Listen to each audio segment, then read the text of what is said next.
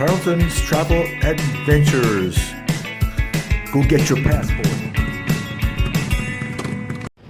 If you're going to come to Medellin and live, you got to learn about the insurance, all right? Learn about the EPOS, the private insurance, public insurance, and the advantage and disadvantage of each one. So I'm just in San Diego looking at about my insurance appointment.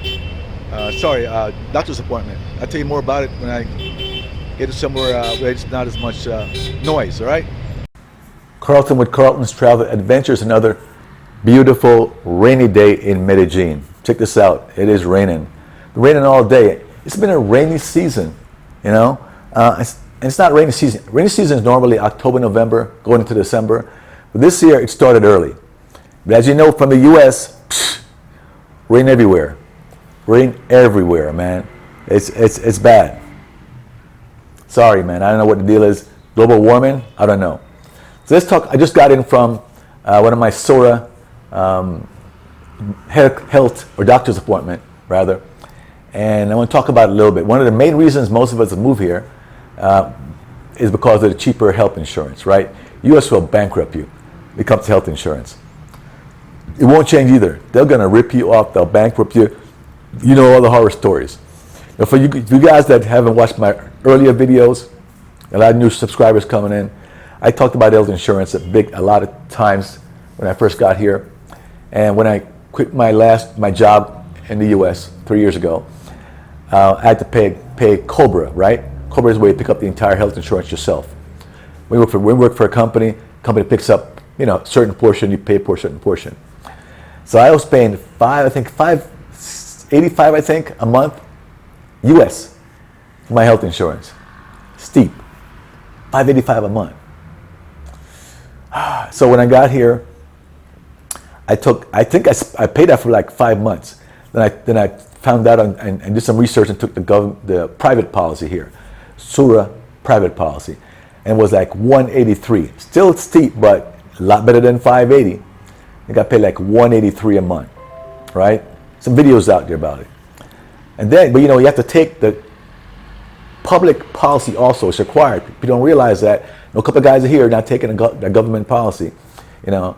Well, the law is just to take the government policy, the EPS, again called EPOS, you know. I think I paid about 120 and 130,000 pesos a month. Let me see what that's. Let me see, 130,000 pesos. Put it on the high side. 30,000. About $34, you know. Just say $34, $35 a month, you know. And if you don't use it, the law requires you to take it. I know a couple of guys are not taking it.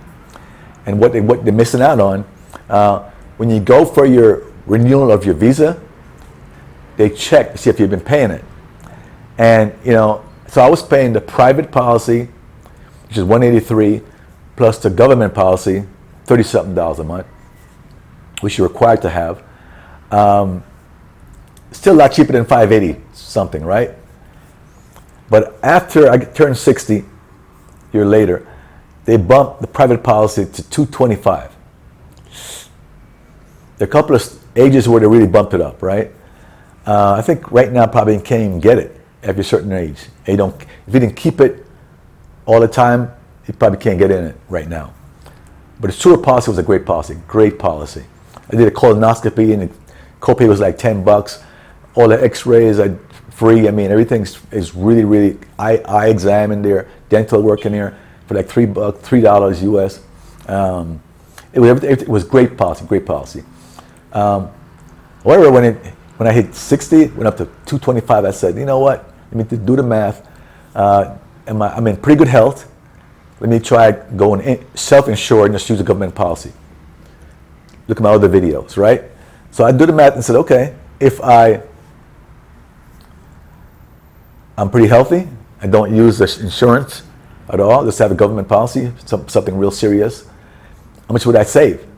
So for all last year, 8 months this year, so it's got 20 months times 225, that's about almost $5,000, $4,500 that I've saved, you know, towards self-insurance.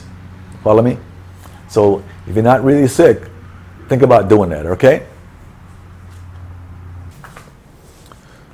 So let me clarify something before I go any further. There's always one or two guys that's just looking to pick every little thing you say apart.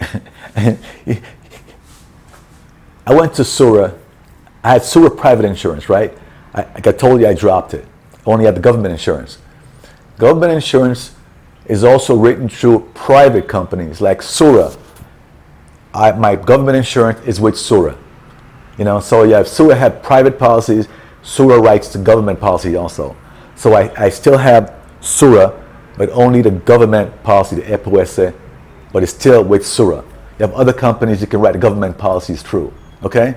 So even though I don't have the private policy, I have the government policy, EPS with Sura. So I still go to Sura locations. All right, let's clarify it. Okay, so the issue with the private policy, okay, it's cheap, but like any government policy, man, it has some issues, right? I've had some good experience, some bad experiences. Bad experiences are more about, you know, you have to go online to make appointments to do almost everything, right? Almost everything.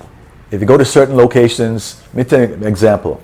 You know, I went in one time to one of the offices early in the morning because I wasn't feeling well for something. I was sick or something, right? I forgot what it was. Maybe early in the year. I went in early in the morning, 6 in the morning, 7 in the morning, whatever it was. Just get in line. I got in. Doctor saw me, you know, right away. Within 2 hours, I had to wait, but you know, go walk, come back. Okay. So another time I went in, trying to get an appointment for my annual physical. I go for years, like 30 years, 40. I take annual physical with a bunch of blood tests and all kind of tests, cholesterol, all that stuff. You know, HIV, I take every test, you know. I just check myself. And I went into, okay, make an appointment to the annual physical plus the blood test, right? They said, well, it can only be done online. Only online. So I tried to get somebody there in the office to help me, you know, and they would help me. Here's a piece of paper, this site you go on, do it online. But I don't know Spanish that very well. Well, we can't help you. You gotta go online. We tell you, go online, make the appointment online. I'm like, oh God. I have someone that's helping me out, speak Spanish, you know, one of the girls I know, and she tried to do it online for me. There's an issue, you know, there's a bunch of issues doing it online. She couldn't get me. It's been 2 months. She's been trying to help me, you know, and then Sura called me a couple of times and trying to ask me questions so I can get some kind of code going or something to get me set up online to do the, you know, I couldn't understand her. I told her to call back when my buddy's around. She never called back when they tell her to call back. And she called back another time when the buddy's not here. I just gave up. So annual physical was always due in June, July. It's now September. I haven't got it done, right? So today I had to go to the doctor. But something, a little pain in my neck here, you know. It's not from the massage I had recently. I had it before. That's one reason I took the massage. I had it before, probably working out too hard or whatever. The pain in my neck. I've had it before. It takes a while, maybe a couple months, it goes away, you know. So let me go check it out, right? Maybe get some muscle relaxer or something, you know. But I said, look, I have the insurance, never really use it. At the time, let me check it out. See what the experience is like, you know.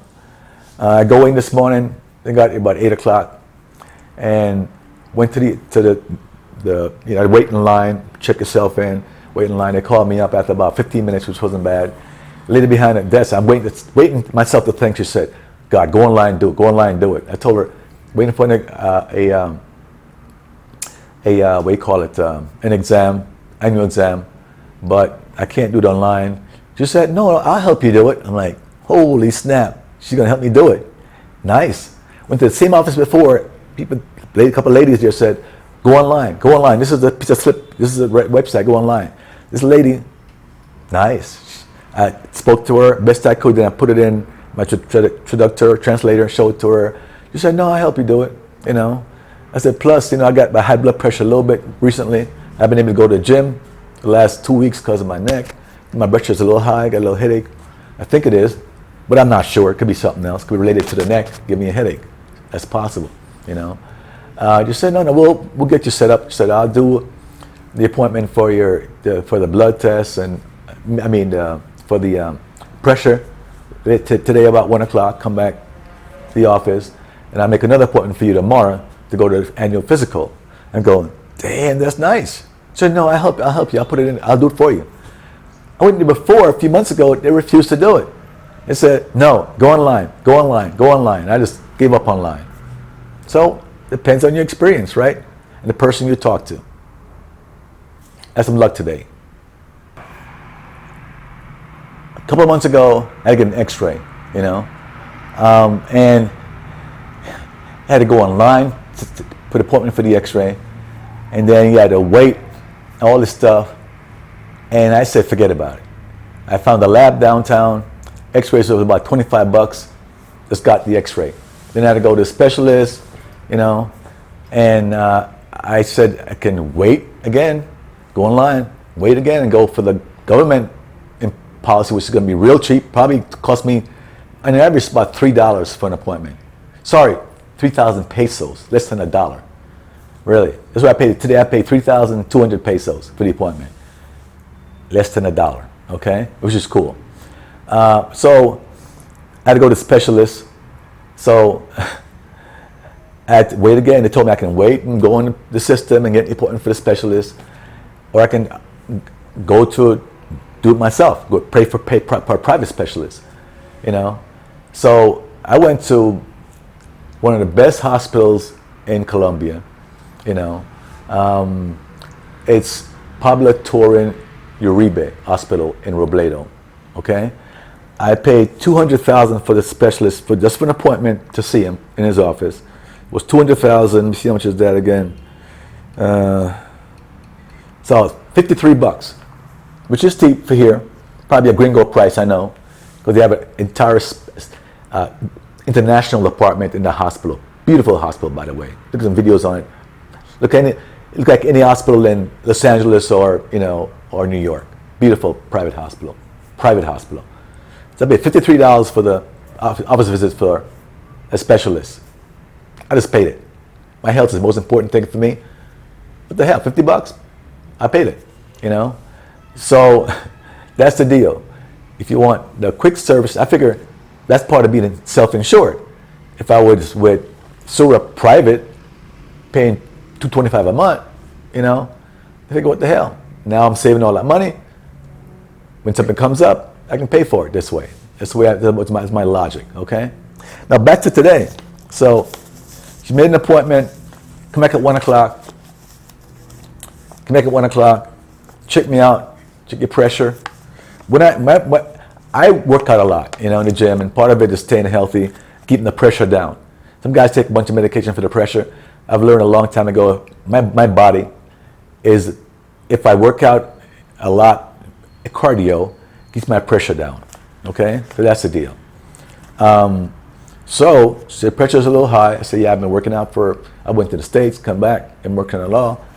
And then, you know, she said, I'll take your pressure, and then talk about your neck. She said, I'll want to come back here 3 days straight, take your pressure, and email me what it is. I monitor it a little bit, because that's why I don't want any medication for it. I can bring it down by going to the gym. Then she said, okay, I'll subscribe you some medication, right? One's like muscle relaxer for the neck. The other one's like acetaminophen. I said, she had both of them here, but I said, I want both of them. I'm not going to take the acetaminophen. I got plenty at home. I'm not going to take it. I don't really take it. You know, I bought some when I had a COVID, but I avoid it, right? So I'll take the muscle relaxer. Now, here's what reason I want to do this video. So this said, if you can go to a regular private pharmacy and buy medication, or go to one of the, I guess, government-related pharmacies. The guy told me, okay, go down the street, few blocks, told me the name of the place, you know, and there's a pharmacy there. You can get the medication there really cheaply. Went down there, walked in. I had to check myself in first. Y'all check this in. I was number 373, right? SD 373. They were on 352. I said, man, you kidding me? This could take an hour. I don't know. It wasn't going that fast. So I said to myself, I can wait, maybe pay 3,000 pesos for the medication, or I got to go to a private pharmacy and see what it costs. So I'm going to go to private policy. I didn't stay. I stayed about 20 minutes and said, oh, it's not going fast enough. I'm leaving. Just part of the issue with government policies. So if you want to save a ton of money, you can. I could have stayed probably an hour or maybe more, I don't know, and gotten it really cheap. But the muscle relaxer, I'm going to see what it costs at a local pharmacy, let you know, for nights over. And then she just said, put, heat, then cold, heat, cold, heat, cold. So that's what I'll do. I'll heat, cold, heat, cold, heat, cold. And then I'll see if that probably gonna make me better over the next week or so, okay? But I'm going to the gym today and jog, okay? Anyway, so I want to talk to you about a government policy. It's a good policy if you got plenty of time on your hand and you don't mind waiting every now and then, okay? And go, know your Spanish. I know one guy that has a lady that he always pays 20,000 pesos to help him with everything. So if he wants to do that, she would come, into his house, use his telephone and help him. It's pretty good deal too. Everything he wants, she helps him out with. 20,000 pesos. Good deal for her too. So that's one option also, okay? All right. Talk to you later. So this is the deal.